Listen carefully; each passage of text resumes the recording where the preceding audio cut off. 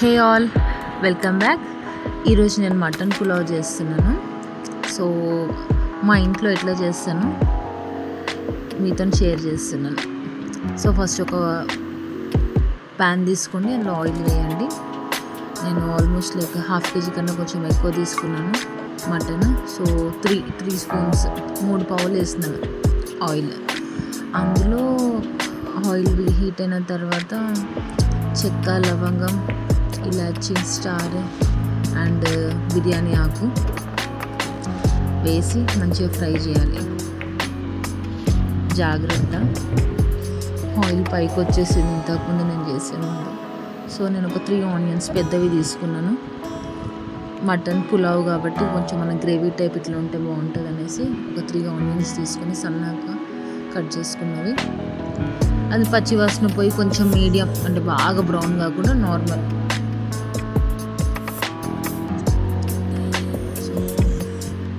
ఈ టైంలో పసుపు రెడీగా పెట్టుకోండి. సో ఇవి కొంచెం ఫ్రై అయిన వెంటనే పసుపు వేసేసుకుంటా. ఇప్పుడు యాక్చువల్గా నాకు తెలిసి, అంటే మా ఇంట్లో జరిగే ప్రాసెస్ ఏంటి అంటే, ఇప్పుడు ఉప్పు వేసేస్తున్నాను కొంచెం. ఆనియన్స్ ఎక్కువ ఉన్నాయి కదా, జల్దీ ఫ్రై అవుతాయని. సో మేమేం నమ్ముతాం అంటే, లైక్ మేము పులావ్స్ ఏవైతే ఉంటే అవి చాలా ఈజీ ప్రాసెస్ అనిపిస్తుంది నాకు. ఈ బిర్యానీస్ వీటన్నిటికన్నా పులావ్స్ తొందరగా అయిపోతుంది. సో ఇప్పుడు నేను అట్లా కొంచెం మంచిగా దగ్గరకు వచ్చిన తర్వాత కొంచెం పసుపు వేసేసినాను. మంచిగా కలిపేసి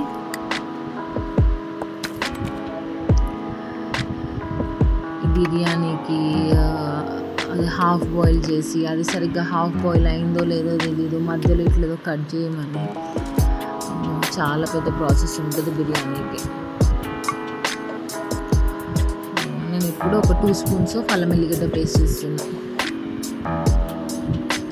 అల్లం ఎల్లిగడ్డ పేస్ట్ కూడా మంచిగా ఫ్రై కావాలి ఆయిల్లో, పచ్చి వాసన మొత్తం పోవాలి.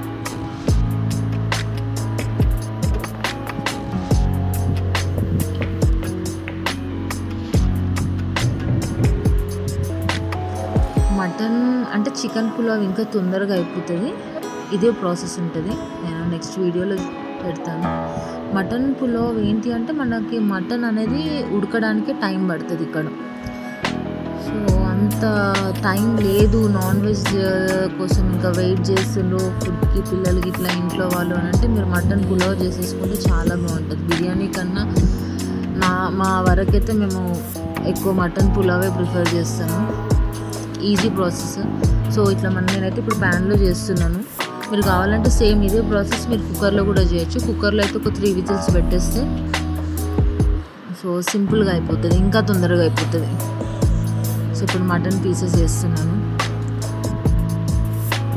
కుక్కర్లో మనం ఒకళ్ళు చేసుకుంటే మటన్ పులావ్ ఇట్స్ లైక్ ఎంతసేపు అంటే ఒక 20 మినిట్స్లో అయిపోతుంది.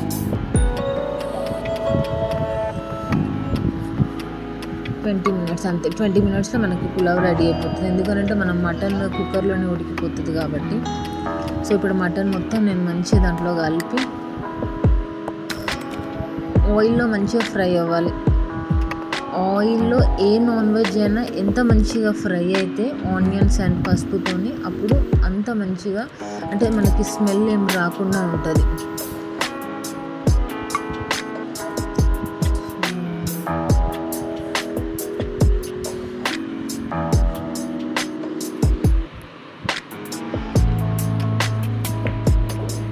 అండ్ పులావ్ ఒకవేళ చేసుకోవాలి అనుకుంటే మాత్రం వెంటనే ఇమీడియట్గా తినేసేటట్టుంటేనే చేసుకోవాలి. వేడివేడిగా బాగుంటుంది పులావ్స్. ఏ పులావ్ అయినా వేడివేడిగానే బాగుంటుంది. సో ఇప్పుడు నేను కొంచెం ధనియాల పొడి ఒక 3 స్పూన్స్. కారం ఎట్లాగైనా మేము ఎక్కువ తింటాం. జనరల్గా అయితే మేము 1 కేజీకి 4 స్పూన్స్ ఆఫ్ కారం వేస్తాను. ఇప్పుడు మనం మళ్ళీ వాటర్ ప్లస్ రైస్ ఇదంతా ఉంటుంది కాబట్టి మళ్ళీ ఇప్పుడు కూడా మేము ఎక్కువ కారం తింటాం కాబట్టి 4 స్పూన్స్ వేసినాను. తర్వాత గరం మసాలా వేసేసి కొత్తిమీర కొంచెం వేసి మంచిగా కలిపేసి ఆయిల్ అంతా పైకి వచ్చేంత వరకు ఫ్రై చేసుకోవాలి.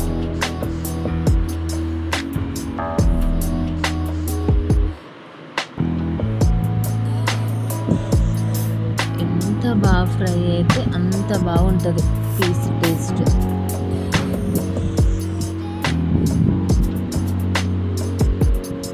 అండ్ ఇంకొకటి ఏంటి అంటే ఇక్కడ ఎప్పుడు నాన్ వెజ్లో వాటర్ మనం యూజ్ చేస్తే అవి నీళ్ళు వేడి చేసుకున్న తర్వాతనే ఆ నీళ్ళు మాత్రమే మనం ప్యాన్లో వేసుకోవాలి. మంచిగా దగ్గరకు వచ్చేసింది కదా, పీసెస్కి కొంచెం ఆయిల్ బయటకు వచ్చేసి కారం అన్నీ మంచిగా మీకు అనిపిస్తుందేమో కదా మంచిగా. So at this point of time ఇప్పుడు మీరు పెరుగు రెడీగా పెట్టుకోండి. నేను ఆల్మోస్ట్ లైక్ 2 కప్స్ పెరుగు యూజ్ చేస్తాను ఇందులో. ఎందుకు అనంటే మనకి గ్రేవీ అనేది మనకు రావాలి, గ్రేవీతోని మనకి రైస్ ఇంకా బాగా టేస్ట్ వస్తుంది. ఇందులో మనకి ఇదే ప్లేస్లో మీకు కావాలి అనుకుంటే మనం టమాటో పేస్ట్ కూడా యూజ్ చేయొచ్చు.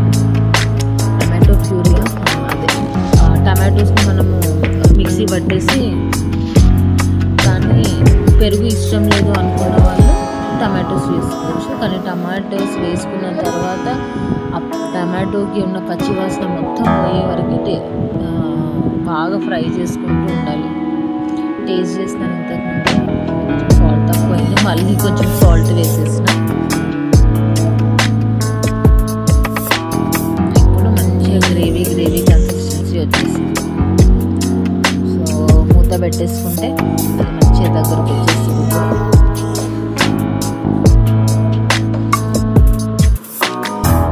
వాటర్ రెడీగా పెట్టుకుందాం. 1 గ్లాస్ ఆఫ్ వాటర్, అది కూడా వేడి చేసిన వాటర్. ఎప్పుడు కూడా నాన్ వెజ్లో చల్లటి నీళ్ళు వేయొద్దు మస్ట్. మీరు కొంచెం ఒకవేళ టైం లేకపోయినా మర్చిపోయినా ఈ పక్కన స్టవ్ ఆఫ్ చేసుకుని వాటర్ వేడి చేసుకున్న తర్వాతనే వేరే వాటరే వేయండి. చల్లటి నీళ్ళు అస్సలు యూజ్ చేయొద్దు నాన్ వెజ్లలో. సో నేను ఇక్కడ 1 గ్లాస్ ఆఫ్ వాటర్ యూజ్ చేస్తున్నాను. అంటే మటన్ ఇప్పుడు ఉడకాలి కదా,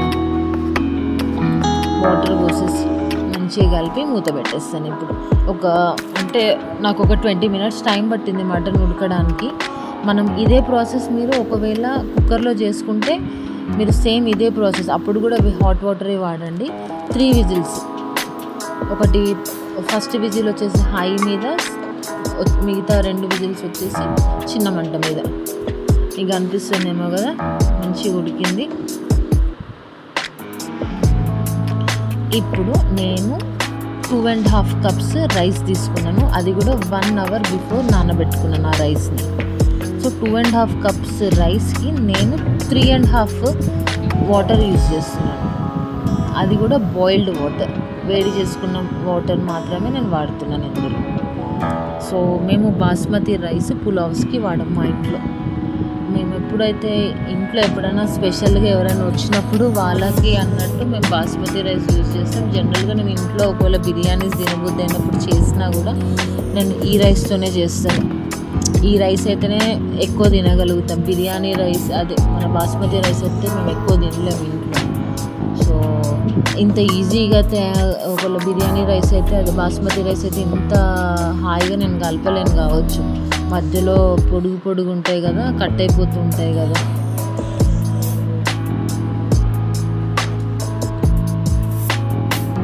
సో మంచిగా మిక్స్ చేసేసుకొని ఒక 5 మినిట్స్ వదిలేసాను, 5 to 8 మినిట్స్ వదిలేసాను అంతే. ఈలోపు వాటర్ వేడి చేసేసుకోండి, ఒక 3.5 వేడి చేసుకోండి.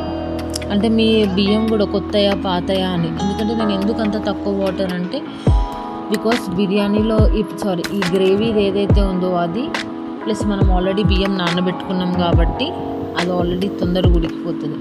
అంతకన్నా ఎక్కువ వాటర్ పోస్తే మనకి అన్నం మొత్తం మెత్తగా అయిపోతుంది. సో నేను ఇప్పుడు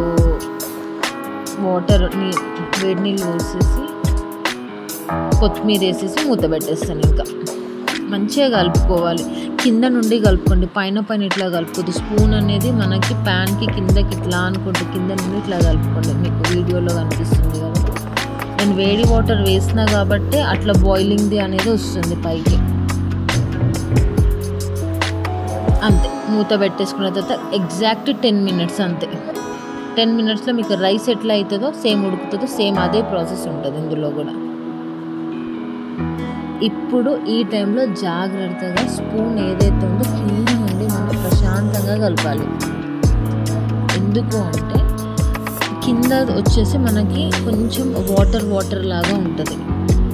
సో కింద నుండి స్పూన్ పెట్టేసి పైకి ఇట్లా అని ఉంటే కింద ఉన్న రైస్ మొత్తం పైకి వచ్చేస్తుంది.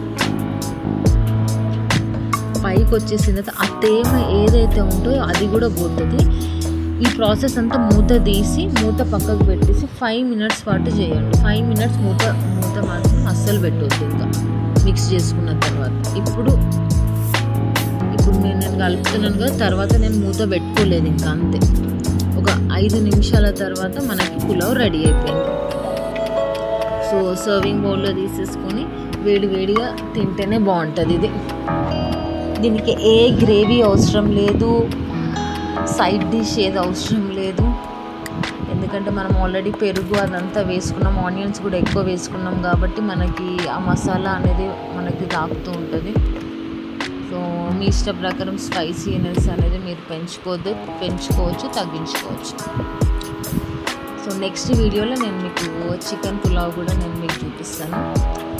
So thank you for watching. Like చేయండి, షేర్ చేయండి, సబ్స్క్రైబ్ చేసుకోండి. సబ్స్క్రైబ్ చేసుకోవడం మాత్రం మర్చిపోవద్దు.